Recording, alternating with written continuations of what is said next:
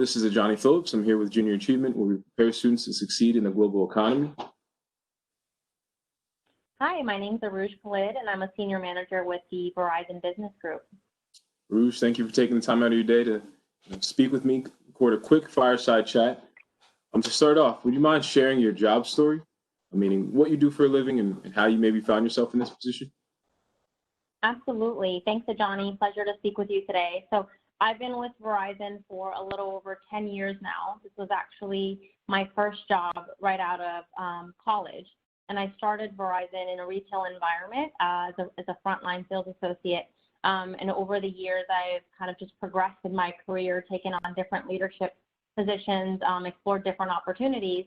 And today I've transitioned into our business segment, our business world, where I support a team of 5 account managers where we support clients from a business development standpoint and an operational efficiency standpoint, I suppose, in running their organizations. And those businesses range, in size anywhere from 25 to 1,000 plus employees and individuals. And what we really specialize, especially in this day, is, virtual integration, effective business technology, and how to leverage that. Some pretty important topics in terms of technology and the way that it's starting to coexist with business in different ways that we don't Absolutely. really think about the effectiveness and the efficiency of that. So, thanks for sharing. And that sounds like it's an interesting job. You're doing a lot of different work there. Would you mind explaining or touching on your education path and if your education previously correlates to what you're now doing?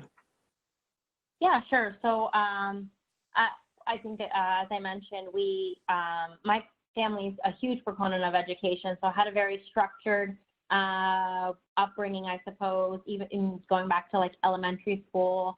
If I brought home anything less than an A, it was a talk, like what's going on. And so I think school and education has always been something that I'm very passionate about. And I think it plays a big part in my work ethic and my development professionally as well. But I went to William and Mary, where I studied psychology and sociology. And although not directly in my field today, technology is a little bit different. But I think that the learnings from psychology in particular has really helped me be a more effective people leader and understand not just internally my team that I support and colleagues that I partner with, but externally as well, working with different clients who have different needs. In obviously being in a sales organization, it's important to be able to relate to individuals and to be able to have that genuine, authentic dialogue if you want them to trust you, if you want them to buy from you, if you want them to maintain that relationship with you. And so I think my background and my educational background specifically has really helped me catapult my professional success, as I mentioned. And then kind of just layering onto that, I originally thought, I would be a psychologist somewhere with my own practice. And as I mentioned, I've been with Verizon for 10 years now because I love this company. And I've had such an amazing experience just growing my career and growing my skill set. Thank you for sharing. Once again, you touched on some really important concepts we like to emphasize here at Junior Achievement. One being soft skills and being able to sell yourself, right, and brand yourself and communicate with people and get them to trust, get them on your side. So that's really powerful. But also stepping in the door and not being afraid of doing something that wasn't a part of the plan or what you originally thought you could be doing with your education. So that's really powerful. Thank you for sharing that as well. You mind talking about maybe your first job? And first job meaning prior to your career, and maybe something you learned from that experience, whether it was positive or negative. Yeah, absolutely. So my first job I was 16 years old, and I worked at the Gap, like folding clothes. Folding clothes, and I think a lot of teens looking for work, that's where you fall, or your friends are all doing it, so it's fun at the time. But I think for me, growing up, my dad was a taxi cab driver, so I saw him get up early, really early in the morning, and then he wasn't home until the next day when he got up early in the morning.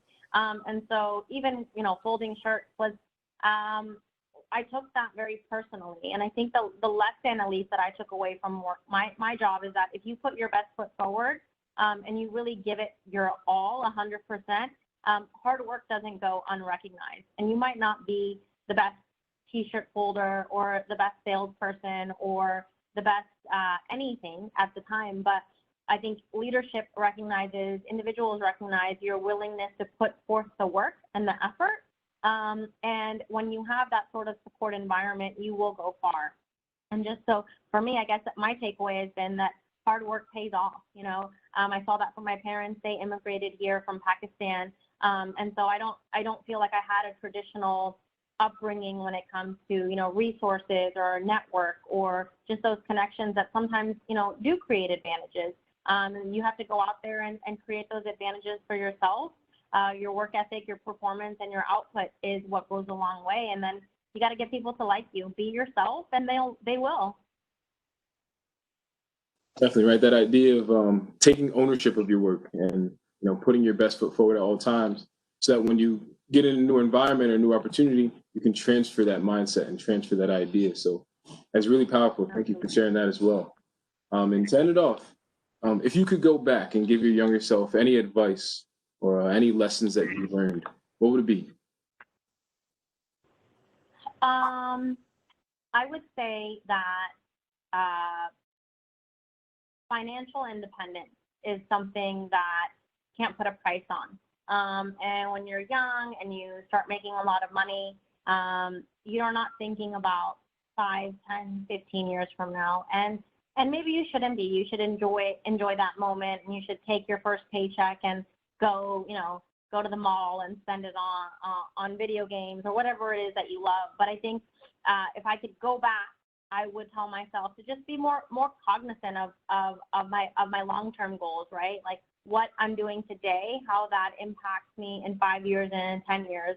And my mom would tell me this when I was younger. She would tell me to focus on, the bigger picture, and I just wanted to focus on having fun. And I did have a lot of fun.